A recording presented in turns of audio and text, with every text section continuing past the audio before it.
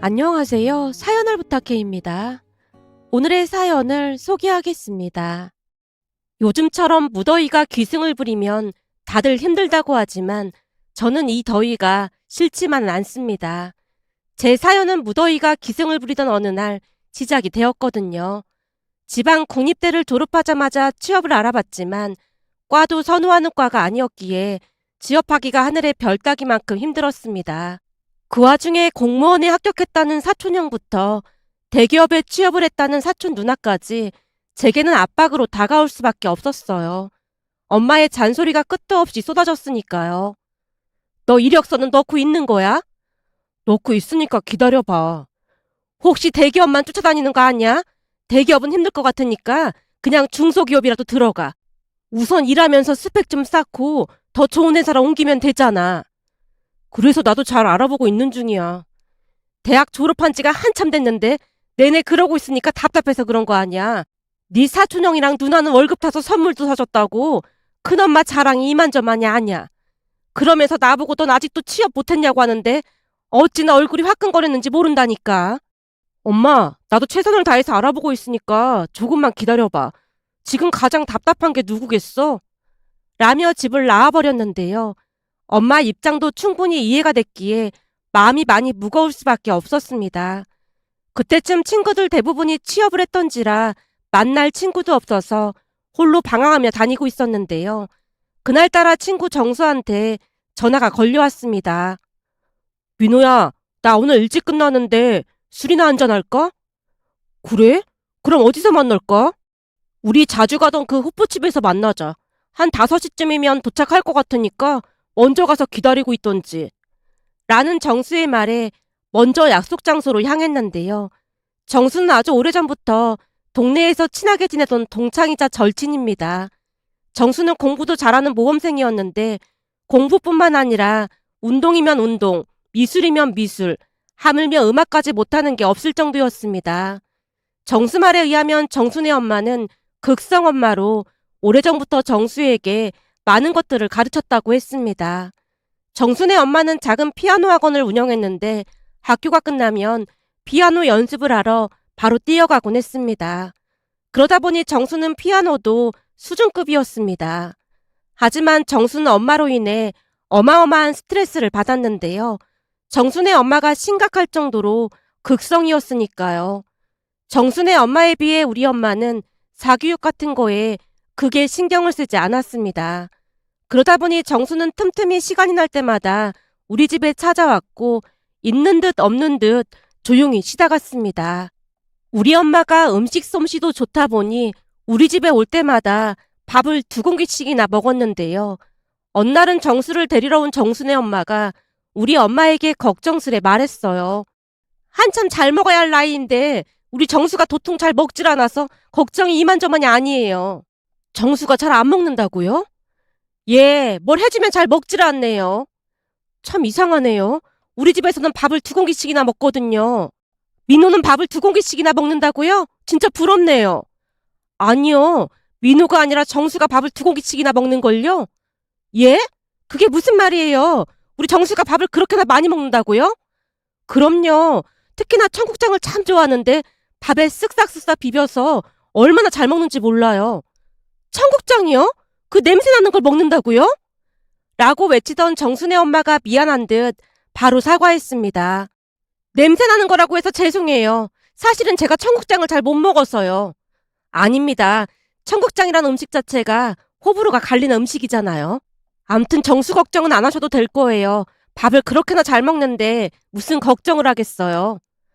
엄마가 정순의 엄마를 안심시키려 했지만 정순의 엄마가 완전히 믿는 것 같아 보이진 않았습니다. 하지만 정수는 엄마의 닥달로 인해 우리 집에서 안정을 찾았던 것 같았습니다. 그 뒤에도 우리 집에 자주 와서 쉬다 가곤 했으니까요. 그날 정수에게 만나자는 연락을 받고 약속 장소에 먼저 가서 기다리고 있었는데요. 잠시 후 정수가 웃으며 다가왔습니다. 많이 기다렸어? 아니야. 근데 생각보다 빨리 왔네. 오늘 출장 갔었는데 바로 퇴근하라고 하더라고. 이런 날이 많지 않아서 너랑 소주 한잔 하려고 바로 전화했지. 그렇잖아도 엄마한테 잔소리 듣고 집에서 나오던 길이었거든. 왜? 취업 때문에 또 잔소리 하시는 거야? 서류도 통과 못하니까 엄마도 답답한가 보더라고. 나 이러다 평생 백수로 사는 거 아니겠지? 아르바이트도 하면서 열심히 준비하고 있는데 곧 좋은 소식 들리겠지. 근데 넌 중소기업은 좀 별로지? 정수가 눈치를 보다가 물었는데요. 하루 이틀 알고 지낸 사이가 아니다 보니 뭔가 다른 의미가 있다는 것을 단번에 눈치챌 수 있었기에 제가 되물었습니다. 왜? 어디 좋은 자리라도 있는 거야? 다른 사람이면 막 소개해줬을 텐데 넌 내 제일 친한 친구잖아. 그래서 말하기가 좀 그렇더라고. 왜? 중소기업이라? 중소기업이긴 한데 중소기업 중에서도 좀 작은 회사거든. 근데 사장님도 좋고 평판도 좋은 회사야. 그래? 근데 그 회사에 자리가 있다는 거야? 사실 그 회사가 우리 거래처거든. 근데 사장님이 괜찮은 사람 구하기 힘들다고 하소연을 하시더라고. 좀 괜찮은 직원 구해놓으면 몇 달 되지도 않아서 그만두고 그런다나 봐. 근데 내가 볼 때는 꽤 유망한 회사거든. 그래서 나보고 한번 지원해보란 거지? 내 생각에는 우선 그 회사에서 경력을 좀 쌓고 그러면서 이직을 해보면 어떨까 해서 그래. 지금처럼 계속 아르바이트만 하고 있을 수도 없는 노릇이잖아. 내가 네 절친이니까 이런 말도 해주는 거 알고는 있는 거지? 당연하지. 다른 사람은 못 믿어도 내가 너는 믿잖아. 그럼 나 그 회사 한번 지원해볼까? 성급하게 결정할 문제는 아니고 잘 생각해보고 결정해. 네가 소개해준 회사라고 하면 엄마도 안심하실걸? 제가 배시시 웃고 있었는데요. 정수도 싫지는 않은 모양으로 따라 웃었습니다. 그날 정수와 한참 동안 수다를 떨다 집에 들어갔는데요. 들어가자마자 엄마가 폭풍 잔소리를 했습니다. 네가 지금 술이나 마시고 다닐 때야? 어쩌려고 그래? 오늘은 정수랑 한잔 했어. 오늘 평일인데 바쁜 정수랑 무슨 술을 마셔? 시간이 난다고 연락이 왔더라고. 지금 그게 문제가 아니라 정수가 일자리 하나 소개해줬거든? 일자리? 어딘데? 중소기업인데 그냥 작은 회사인가 봐. 근데 정수가 볼 때는 경력 쌓기 나쁘지 않다고 하더라고. 그래서 한번 지원해볼까 하는데 엄마 생각은 어때? 제가 운을 띄우자마자 엄마가 대답했습니다. 어떻긴 뭐가 어때? 정수가 소개해준 곳이라면 무조건 가야지. 그렇지? 내 생각도 그래. 정수 말로는 거기서 경력 좀 쌓고 이직해보자고 하더라고. 그럼 언제부터 출근하는 건데? 나 아직 입사 지원서도 안 냈는데 출근 얘기는 진도를 너무 나갔지. 그럼 바로 입사 지원할 수 있는 거야? 정수가 얘기해준다고 하긴 했는데 서류랑 면접 둘 다 통과해야 돼. 그래서 빨리 준비해야 할 것 같아. 라며 방으로 들어왔는데요. 비록 작은 회사긴 했지만 엄마 얼굴에 차츰 화색이 돌기 시작했습니다. 그 모습에 죄송한 마음이 들 수밖에 없었는데요. 그동안 저뿐만 아니라 부모님도 마음고생이 심했겠구나 싶었거든요. 얼마 뒤 저는 서류 전형과 면접을 통과하고 드디어 취업을 했습니다. 정수가 말한 것처럼 회사는 가족적인 분위기로 사장님도 좋은 분이셨습니다. 그렇게 나름 열심히 일도 배우고 따로 공부도 하면서 스펙을 쌓고 있었는데요.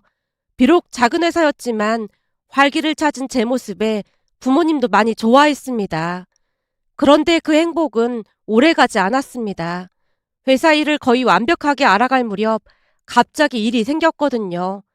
그러니까 반년쯤이 지나갈 무렵 사장님 아들이란 사람이 이사 자리에 앉았는데요.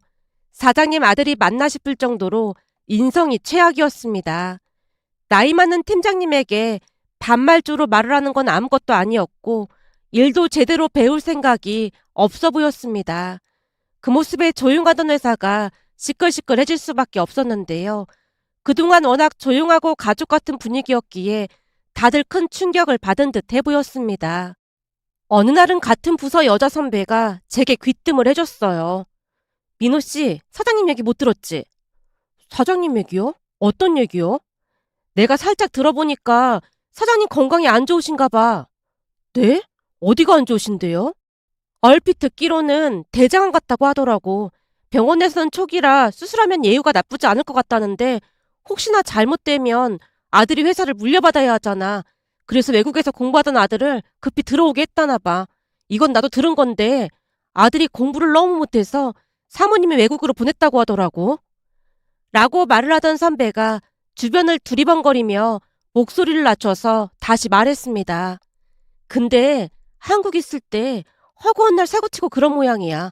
안에서 새는 바가지가 밖에서 안 새겠어? 거기서도 참 사고도 많이 치고 그랬다나 봐.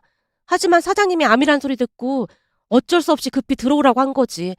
사장님 참 좋은 분이신데 그런 분한테서 어쩜 저런 아들이 나올 수가 있지? 그러게요. 보니까 나이도 훨씬 많은 팀장님한테도 막 반말하고 그러더라고요.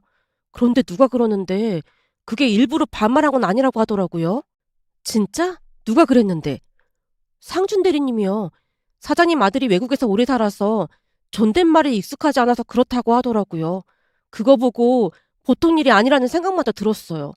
내 말이 그 말이야. 이러다 회사 큰일 나게 생겼다니까. 들어보니 일도 제대로 배울 생각도 없어 보이고 그냥 대충 시간만 때우다 간다고 하더라고. 우리 회사가 아무리 중소기업이라고 해도 배울 게 한두 가지가 아닌데 특히나 앞으로 회사를 운영할 사람이 더 많이 알고 있어야 하는 거잖아요. 그러게 말이야. 암튼 보통 큰일이 아니야. 지금 다들 불만이 이만저만이 아니라니까. 어제는 글쎄 직원들이 마시는 믹스커피 값도 아깝다면서 줄이라고 했대. 다들 알아서 하고 있는데 굳이 그럴 필요가 있나 싶네요. 내가 이런 말 하는 이유는 이 회사 오래 못 다닐 것 같으니까 민호 씨도 미리미리 준비를 하라는 거야. 근데 그동안 사장님이 너무 잘해주셔서 쉽게 결정을 못 하겠네요. 맞아. 다른 직원들도 다 같은 심정이야. 차라리 사장님이 악덕 사장님이었다면 미련 없이 떠났을 텐데 아프신 와중에 배신할 수는 없는 거잖아. 그래서 다들 사장님 아들 갑질을 그냥 참고 있더라고. 그래도 혹시 모르니까 준비는 하라는 말이야. 네, 알겠습니다. 라며 제가 대답을 했는데요. 병소 사장님 인품을 잘 알고 있었던지라 보통 어려운 일이 아니었습니다. 특히나 사장님 아들은 저보다 2살이 많았는데요. 아주 대놓고 저를 무시했습니다. 어느 날은 거래처에 간다고 하면서 제게 운전을 부탁했어요. 아무 생각 없이 차를 가지고 기다리고 있었는데 사장님 아들이 뒷좌석에 타자마자 기가 막힌 말을 했습니다. 이래서 돈이 있어야 하는 거구나. 이게 바로 돈 맛이라니까. 김 기사, 출발하자고. 저는 기사는 아닌데요. 내가 앞으로 이 회사 사장이 될 건데 내가 기사라고 하면 기사지. 뭔 말이 그렇게 많아? 라는 말까지 하는 게 아니겠어요. 어처구니가 없었지만 그 상황에 따지고 들어봤자 좋을 게 하나도 없었기에 그냥 넘기고 말았는데요. 그 뒤에도 사장 아들의 횡포는 계속되었습니다. 어느 날은 사장 아들의 개인적인 심부름용으로 사용한 제 차 기름값 입금이 안 된 것 같다고 격리 직원에게 물었지만 사장 아들이 주지 말라고 했다는 말에 사장 아들에게 찾아가 이유를 물었는데요. 그깟 기름값이 얼마나 한다고 치사하게 기름값을 청구하고 그래? 모르는 사이도 아니고 대충 넘어가자고. 내가 당신 이력서 봤는데 우리 회사 나가면 어디 갈 곳도 없잖아. 그러니 눈치껏 살라고. 사장 아들이 어찌나 뻔뻔하게 말을 하던지 말다툼을 하고 싶지 않아 돌아서 나온 뒤 이직을 해야겠다는 결심을 했습니다. 그러던 어느 날은 사장 아들이 불러서 갔더니 또다시 개인적인 심부름을 시켰어요. 저기 세워져 있는 캐디백 보이지? 저거 여기 적혀있는 주소로 갖다 주고 그쪽에서 뭐 하나 주는 거 있을 거야.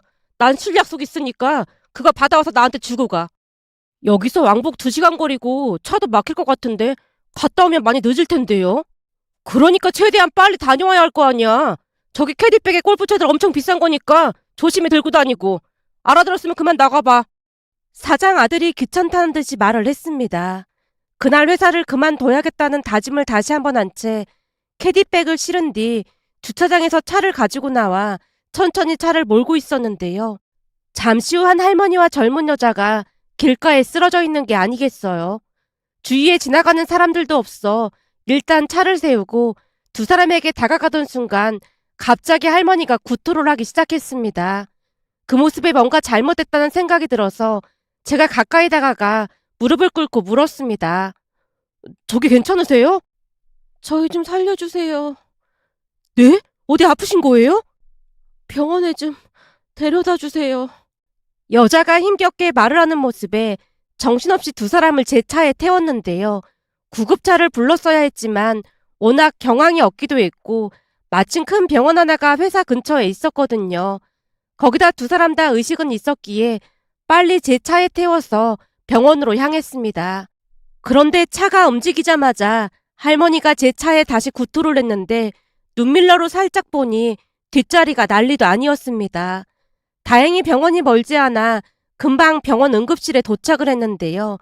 의사에게 두 사람의 상태에 대해 본대로 얘기하고 나가려고 하던 찰나에 간호사분이 보호자가 올 때까지 기다려야 한다고 하는 게 아니겠어요. 제가 보호자가 아니라고 했음에도 기다리라는 말에 차마 자리를 뜰 수 없어 보호자가 올 때까지 기다릴 수밖에 없었습니다. 간호사 말로는 열사병 같다고 했는데 저는 그날 열사병 걸린 사람을 처음 봤던 것 같습니다. 잠시 후 보호자로 보이는 중년 남자분이 급히 뛰어들어왔고 이리저리 다니다가 간호사에게 들었던 모양인지 제게 다가왔어요. 우리 어머니랑 제 딸 이렇게 도와주셔서 정말 감사합니다. 아닙니다. 저는 이만 가보겠습니다. 우리 딸한테 들어보니 차가 엉망이 됐다고 하던데 우선 이거 가지고 가서 세차 맡기시겠어요? 남자분이 제 앞에서 지갑을 펼쳤는데요. 지갑 안에 5만 원짜리 지폐가 가득했고 그 돈을 한 움큼 잡더니 제게 내밀었습니다. 이거 얼마 안 되지만 세차할 때 쓰세요. 정말 죄송합니다. 괜찮습니다. 차도 좋은 차가 아니라 제가 청소하면 됩니다. 아닙니다. 꼭 세차장에 맡기셔야 합니다. 냄새가 아주 지독할 거예요. 아니 이 더운 날씨에 무슨 운동을 한다고 그러고 있었던 건지 더 지체했으면 큰일 날 뻔했다고 하더라고요. 제가 감사해서 드리는 거니까 그냥 받아주세요. 그럼 저는 어머니랑 딸한테 가봐야 해서요. 다시 한번 감사합니다. 혹시 차량 청소하시는데 부족하면 이번으로 꼭 연락 주세요. 남자분이 명함 한 장을 건넸고 빠른 걸음으로 사라졌습니다. 남자분이 사라진 곳을 한동안 바라만 보다가 손으로 눈을 돌렸는데요. 제 손에 명함 한 장과 5만 원권이 잔뜩 들려 있었습니다. 명함을 자세히 보니 땡땡 주식회사 대표로 표기되어 있었어요. 그렇게 저도 조용히 병원을 나왔지만 이미 시간이 많이 지체가 됐기에 발길을 재촉하고 있었는데요. 곧 전화벨이 울렸고 사장 아들이 쏘아붙였습니다. 야, 너 지금 어디야? 지금 기다리고 있다는데 아직도 도착 안 하고 어디냐고? 저기 일이 좀 생겨서 지금 가고 있는 중입니다. 야, 그럼 너 지금까지 농땡이 친 거야? 농땡이 친 만큼 월급에서 깔 테니까 그런 줄 알고 있어. 내가 주소 보내놓을 테니까 일 마치면 이 술집으로 와. 사장 아들이 신경질적으로 전화를 끊었습니다. 순간 저도 머리가 하얗게 된 채 정신줄을 놓고 말았는데요. 개인 심부름을 하는 것도 그런데 월급까지 까겠다니요. 결국 잔뜩 폭발한 제가 사장 아들에게 다시 전화를 했습니다. 당신이 뭔데 내 월급을 까? 그동안 당신이 개인적으로 심부름시키고 기름값도 안 준 건 어떻게 할 건데? 내가 회사에 일하러 왔지 당신 개인 심부름하러 온 줄 알아? 야! 너 미쳤어? 당신? 그래 나 미쳤다. 이따위 회사 다니고 싶어서 다닌 줄 알아? 그지 같은 회사 간둘 테니까 잘 먹고 잘 살아. 너 그 캐디백은 어떻게 할 거야? 돌아가서 사무실에 던져두고 갈 거니까 네가 가져다 주든지 맘대로 해. 이번에는 제가 신경질적으로 전화를 끊어버렸습니다. 그리고는 캐디백인가 뭔가를 사무실에 넣고는 제자리로 가서 짐을 챙겼는데요. 퇴근하지 않고 아직까지 일을 하고 있던 선배가 놀란 듯 물었습니다. 민호 씨, 지금 뭐 하는 거야? 사장 아들, 아니지 그 인간이 저보고 그만두라고 해서 그만두려고요. 제가 할 얘기가 참 많은데요. 진짜 더는 못 다니겠습니다. 나중에 자세히 말씀드릴게요. 선배님, 그동안 감사했습니다. 언제 한번 불러주시면 제가 식사 대접하겠습니다. 라며 사무실을 나왔는데요. 그날 선배의 표정이 한동안 잊혀지지가 않았습니다. 그렇게 다음날 세차장에 차량을 맡겼는데 차량 내부가 너무나 엉망이어서 25만 원 정도를 지불해야만 했는데요.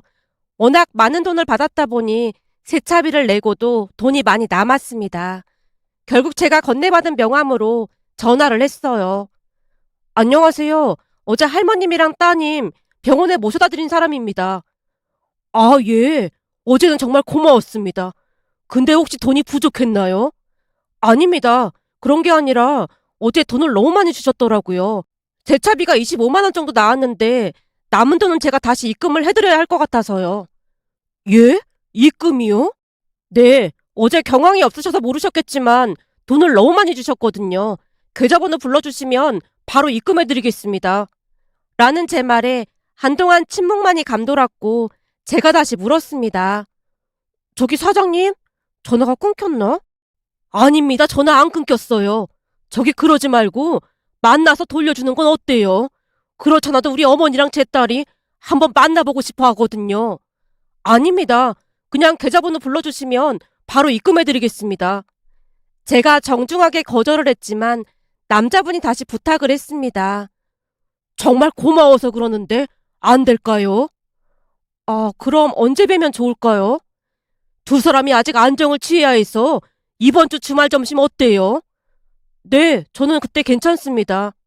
라고 전화를 끊었고 며칠 뒤 주말 약속 장소로 나갔는데요. 그날과는 다르게 말끔하게 차려입은 두 사람과 그 남자분이 앉아있다가 자리에서 벌떡 일어났습니다. 그날은 정말 감사했어요. 갑자기 쓰러져서 일어날 수가 있어야지.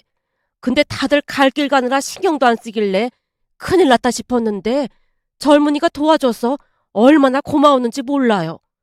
아닙니다. 건강해지셨다니 다행입니다. 근데 이 더운 날씨에 두 분은 왜 거기에 쓰러져 계셨던 거예요? 아, 죄송합니다. 내내 너무 궁금해서 그만. 제가 멋쩍은 표정으로 머리를 긁적이자 할머니가 대답했어요. 이게 다 내 잘못이에요. 사실 보다시피 우리 손녀가 갑작스레 살이 많이 쪘는데 운동도 안 하고 종일 집에서 휴대폰만 하길래 내가 억지로 끌고 나갔다가 이런 병고가 일어났지 뭡니까? 할머니 때문에 억지로 나갔는데 저도 그렇고 할머니도 그렇고 진짜 열사병이 이렇게 무서운 건지 처음 알았거든요. 휴대폰까지 두고 나와서 연락을 할 수도 없었는데 갑자기 눈앞이 노래지면서 어질어질해서 얼마나 무서웠는지 몰라요. 난 그렇다 쳐도 할머니가 잘못될까봐 더 무서웠던 것 같아요. 그 와중에 저희 도와주셔서 너무 감사했습니다. 다른 사람들은 다들 관심도 없었거든요. 아닙니다. 당연한 일을 한걸요. 근데 그 날씨에 운동은 너무 무리였던 것 같네요. 제 말이 그 말이에요. 할머니가 어찌나 잔소리를 하면서 끌고 나가던지 억지로 나갔는데 구토도 밀려오고 어지럽고 정신을 차릴 수가 없었거든요. 할머니가 햇빛을 봐야 우울증이 안 걸린다고 데리고 나간 건데 우울증이 문제가 아니라 열사병으로 저 세상 갈 뻔했죠 뭐. 넌 할미 앞에서 못하는 소리가 없어. 그러게 내가 안 나간다고 했잖아. 그치만 열사병 덕분에 다시 열심히 살아보기로 결심했어. 눈앞이 노래지는데 반드시 살아야겠다는 생각만 들더라고. 여자가 알 수 없는 소리를 했고 할머니와 아빠라는 분이 흠칫 놀라는 듯해 보였어요. 그렇게 우리는 계속해서 대화를 이어갔는데요. 참 이상했던 것이 예전부터 잘 알고 지냈던 사람들처럼 마음이 편했습니다. 잠시 후 남자분이 다시 입을 열었습니다. 근데 돈을 돌려주겠다는 전화 받고 깜짝 놀랐습니다. 사실 나는 돈을 더 받아내려고 전화한 줄 알았거든요. 그때는 잘 모르셨나 본데 돈을 엄청 많이 주셨거든요. 양심상 도저히 못 받겠더라고요. 오히려 그날 두 분 덕분에 고민만 하던 결정도 하게 됐고요. 결정이라니요? 무슨 결정을? 아, 그동안 회사에 일이 좀 있어서 그만둘까 고민만 하고 쉽게 그만두지를 못하고 있었거든요. 근데 그날 회사에서 잘렸는데 지금은 오히려 속이 편합니다. 회사에서 잘리다니요? 그럼 설마 우리 때문에 잘렸다는 말이에요? 결과로만 봤을 때는 그렇긴 한데 어차피 그만두려고 했습니다. 사장 아들 인성이 진짜 최악이었거든요. 제가 쑥스러운 듯 웃었지만 할머니 얼굴에 수심이 가득해 보였습니다. 그 뒤 즐겁게 식사를 한 뒤 집에 돌아왔고 다음 날부터 이직 자리를 알아보고 있었는데요. 한 3일 정도가 지난 어느 날 남자분에게 다시 전화가 걸려왔습니다. 그때 회사를 그만뒀다고 했는데 혹시 취직은 했나 해서요. 지금 여기저기 서류 넣어보고 있는 중입니다. 근데 혹시 무슨 일 있으신 거예요? 그런 건 아니고 혹시 시간 나면 우리 회사에도 입사 지원 해볼 생각 없어요? 네? 사장님 회사예요? 때마침 우리도 경력직 직원을 채용하고 있거든요. 우리 회사가 대기업은 아니지만 나름 괜찮은 회사니까 한번 지원해봐요. 아, 네. 정말 감사합니다. 라며 전화를 끊고 회사를 알아보니 전에 다니던 회사보다 훨씬 좋아 보였어요. 결국 그 회사에 입사 지원을 했고 면접까지 합격했는데요. 며칠 뒤 출근을 해서 발령받은 부서로 갔더니 그때 그 젊은 여자가 팀장으로 있는 게 아니겠어요? 어서 와요. 우리가 인연은 인연인가 보네요. 아, 따님이라. 원래 여기서 일하다가 일이 생기는 바람에 한동안 회사 못 나왔었는데 그때 그 일 이후로 다시 열심히 살기로 했거든요. 암튼 반가워요, 생명의 은희님. 그리고 앞으로 잘 부탁해요. 아닙니다. 제가 잘 부탁드리겠습니다. 그렇게 저는 그 팀장 밑에서 일을 하게 됐는데요. 기존 사장 아들과는 다르게 사장 딸이었음에도 항상 예의 바른 모습이었습니다. 그러던 어느 날은 같은 팀 대리 한 명이 제게 물었어요. 팀장님하고는 어떻게 아는 사이예요? 잘 모르겠지만 팀장님이 원래 말수도 적고 그렇거든요. 근데 민호 씨랑 있으면 잘 웃고 말도 잘하시더라고요. 잘 아는 사이는 아니고 어쩌다 알게 된 사이입니다. 이런 말 해도 될지 모르겠지만 팀장님이 우울증 때문에 좀 고생을 하셨거든요. 근데 민호 씨가 입사한 이후로 많이 좋아지신 것 같아요. 우울증이요? 그게 사실은 대리가 목소리를 낮추며 주변을 두리번거리다 다시 말을 이어갔습니다. 사실은 우리 회사에 잘생긴 팀장 하나가 있었거든요. 학벌도 좋고 얼굴도 잘생겨서 여직원들이 다 좋아했는데 어느 날 보니까 팀장님이랑 둘이 사귀고 있더라고요. 근데 나중에 보니 그 남자 팀장이 여기저기 양다리를 걸치고 있었다는데 돈 때문에 팀장님이랑 결혼할 생각이었던 모양이에요. 둘이 결혼 이야기까지 나왔었거든요. 근데 그 양다리 걸친 여직원 한 명이 사장님한테 일러 바쳐서 아주 난리가 났었거든요. 그때 충격으로 지금까지 팀장님이 우울증으로 고생했어요. 그냥 알고 있으라고 말해주는 거예요. 라며 쑥스러운 듯 미소 지었습니다. 그 말을 듣고 나니 더욱 안쓰러운 마음이 들었는데요. 그러다 보니 팀장님이 제게 말을 걸어올 때마다 정성스레 대답을 해줬고 시간이 지나면서 우리는 조금씩 가까워져 갔습니다. 그러던 어느 날은 회사 사장님이 저를 집으로 초대해서 잔뜩 얼어붙은 채 갔는데요. 제가 들어가자마자 할머님이 방긋 웃으며 맞아주셨습니다. 왔어? 그동안 잘 지냈지? 네. 할머님도 잘 지내셨죠? 당연하지.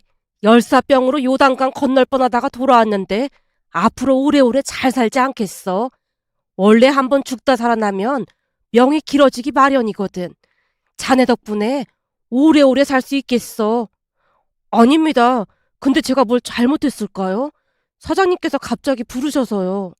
왠지 모르게 할머님은 조금 편했기에 제가 겁먹은 표정으로 물었는데요. 할머님이 장난 가득한 표정으로 대답했습니다. 자네 이제 큰일 났어. 네? 큰일이요? 내가 몰래 엿들었는데 우리 손녀랑 그렇고 그런 사이라며? 그러니까 둘이 눈이 맞았다며. 네? 그걸 어떻게 하신 거예요? 어떻게 알긴 뭘 어떻게 알아. 우리 손녀랑 자네 둘만 빼놓고 회사 전체가 다 알고 있던데. 자네 이제 큰일 났으니까 맘 단단히 먹으라고. 어떻게 하죠? 저도 모르게 마음이 그만. 화나셨다면 어떡하죠? 제가 금방이라도 울 듯 대답을 했는데요. 할머님이 큰 소리로 웃으시며 말을 이어갔습니다. 농담이야 농담. 자네한테 다짐 받으려고 불렀을 게야. 네? 다짐이요? 그러니까 우리 손녀를 얼마나 사랑하는지 확인하고 싶은 거겠지. 전에 그런 일도 있고 했으니까. 라며 할머님이 저를 데리고 소파에 앉아서 다시 말을 꺼냈습니다. 우리는 바라는 게 아무것도 없어. 부디 우리 소녀 눈에서 눈물만 나지 않게 해주면 된다네. 그러니까 한눈 팔지 말고 착실한 신랑이 돼서 옆에 있어주게나. 우리 아들도 그 당부하려고 자네를 부른 걸 테니까. 할머님의 말에 말문이 막힌 채 멍이 앉아 있었는데요. 잠시 후 사장님이 불러서 같은 말을 했습니다. 내가 겪어보니 다 필요 없고 사람 인성이 제일 중요해. 우리 딸이랑 사귀고 있다는 소리는 들었는데 우리 딸로 내서 눈물 안 나게 할 자신 있나? 그러니까 절대 한눈 팔거나 그러지 말라는 말이야. 네, 저는 그럴 위인도 못 되는걸요. 암튼 그 약속 꼭 지켜줬으면 좋겠네. 그리고 얘기 들었겠지만 우리 딸이 그동안 많이 힘들었어. 그래서 둘이 결혼하고 같이 유학길에 올랐으면 좋겠거든. 유학이요? 우리 딸은 벌써 갔어야 했는데 일이 틀어지는 바람에 못 갔거든. 근데 자네랑 결혼하고 같이 가고 싶다고 하더라고. 내 부탁 들어줄 수 있겠나? 저한테는 너무 과분한 것 같은데. 내가 그랬잖나. 사람 인성이 가장 중요한 거라고. 자네는 딱 우리가 찾던 사람이야. 아주 마음에 들어. 물론 자네 부모님 허락도 받아야겠지만 우리 딸의 내 부모님께 잘 좀 말해주게나. 그때 다시 한번 느꼈던 것은 마치 예전부터 알고 지냈던 분들처럼 친근한 느낌이었는데요. 대화를 하는 내내 사장님의 진심을 느낄 수 있었습니다. 그리고 우리는 양가 허락을 받고 결혼을 한 뒤 미국 유학길에 올랐습니다. 아내와 함께 사업을 이어받아야 했기에 장인어르신이 공부를 더 하길 바랐으니까요. 그런데 미국 유학 중 기가 막힌 일이 일어났는데요. 어느 날 한 식당에 갔는데 그곳에서 전에 저를 힘들게 하던 사장 아들이 그 식당에 있는 게 아니겠습니까? 저도 놀랐고 그 사장 아들도 놀란 채 한동안 서로에게서 눈을 떼지 못했는데요. 그 식당이 한인들이 많이 가는 식당이다 보니 마주쳤던 것 같았습니다. 하지만 그 사람 옷차림을 보니 식당에서 일을 하고 있었던 모양으로 저를 보자마자 고개를 획 돌린 채 식당 안쪽으로 들어갔는데요. 미국 유학을 하며 알게 된 지인 한 분이 제게 물었습니다. 왜요? 아는 사람이에요? 아, 그냥 한국에서 잠깐 같이 일을 했습니다. 저 사람 한인사회에서 소문이 무성한 사람인데 아버지가 아주 부자였던 모양이에요.